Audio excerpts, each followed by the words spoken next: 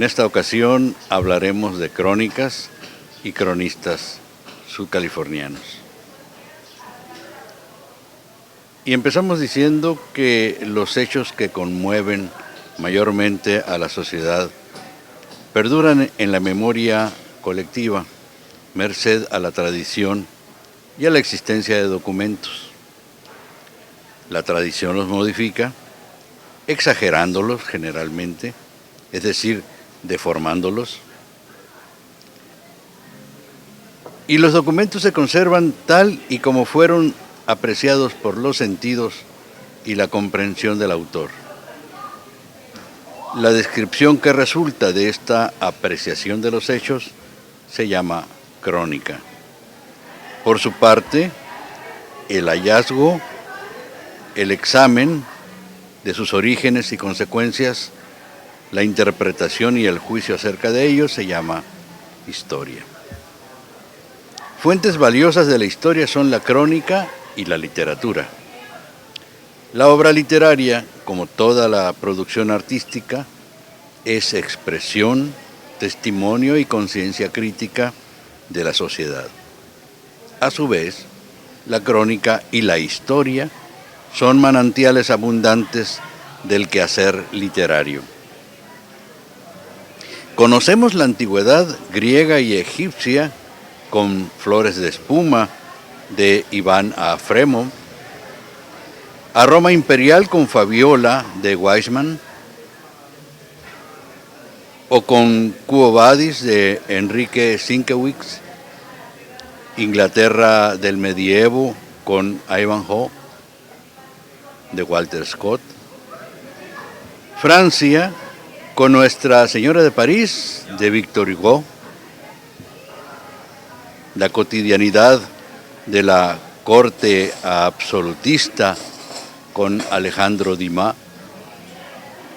las depredaciones piráticas con Emilio Salgari, los conflictos europeos con La Guerra y la Paz de Tolstoy, el trágico destino del indio norteamericano en El último mohicano de Fenimore Cooper y la del negro en La cabaña del tío Tom de Harriet Beecher Stowe, y así hasta el infinito. El primer cronista fue, sin duda, el primer hombre al que iluminó el chispazo de la razón y tomó conciencia de sí mismo, de los demás, y de la necesidad de recoger y preservar de alguna manera las ocurrencias en el tiempo, cronos en griego.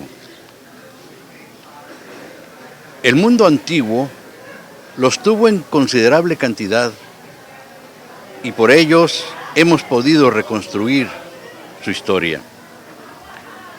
El propio Cayo Julio César fue un excelente cronista. Lo evidencian sus comentarios de la Guerra de las Galias y Guerra Civil.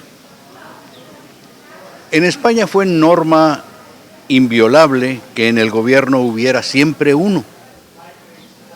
Los acontecimientos cotidianos y relevantes de América prehispánica eran narrados por sus cronistas en códices, varios de los cuales aún se conservan dentro y fuera de nuestro país. El encuentro de los mundos europeo y americano contó con cronistas en ambos frentes. Son varios los nombres de aquellos a quienes agradecemos hoy que se hayan tomado el trabajo de darnos noticia de cuanto veían. Es oportuno considerar a este respecto el libro Visión de los Vencidos, de Miguel León Portilla, que constituye la versión contemporánea del lado indígena en torno a los antecedentes y los sucesos mismos de la caída de México Tenochtitlan. El mismo Hernán Cortés fue cronista mediante sus cartas o escritos epistolares que se conocen con el nombre genérico de cartas de relación. Citemos también a Bernal Díaz del Castillo, con su historia verdadera de la conquista de Nueva España, a Fray Toribio de Benavente, Motolinía, con su historia de los indios de la Nueva España, a Fray Bernardino de Sahagún, quien se valió de sus informantes, especie de cronistas indígenas, y de sus propias vivencias para escribir la historia general de las cosas de Nueva España.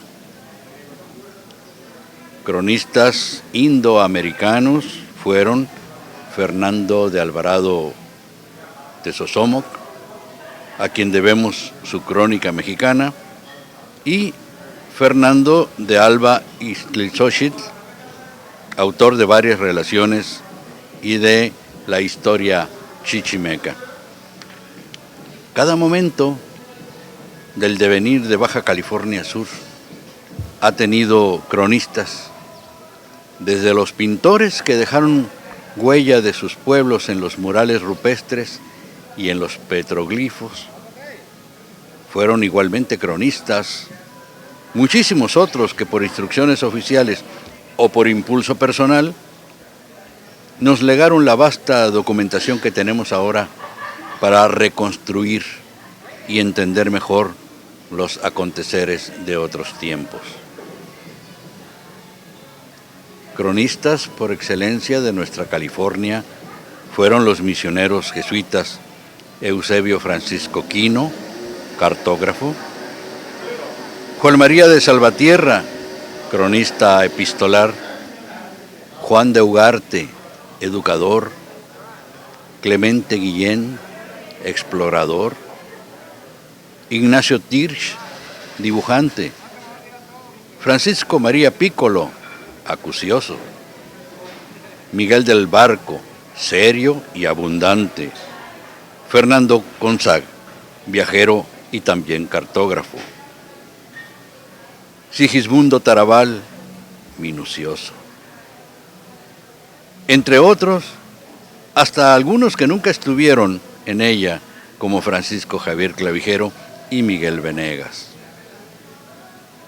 No han faltado, felizmente, cronistas de tiempos más cercanos como Adrián Valadez, Manuel Clemente Rojo y Ulises Urbano Lacepá en el siglo XIX, así como León Diguet, Amado Aguirre y, de mayor cercanía a esta época, Ulises Irigoyen, Fernando Jordán y varios otros contemporáneos.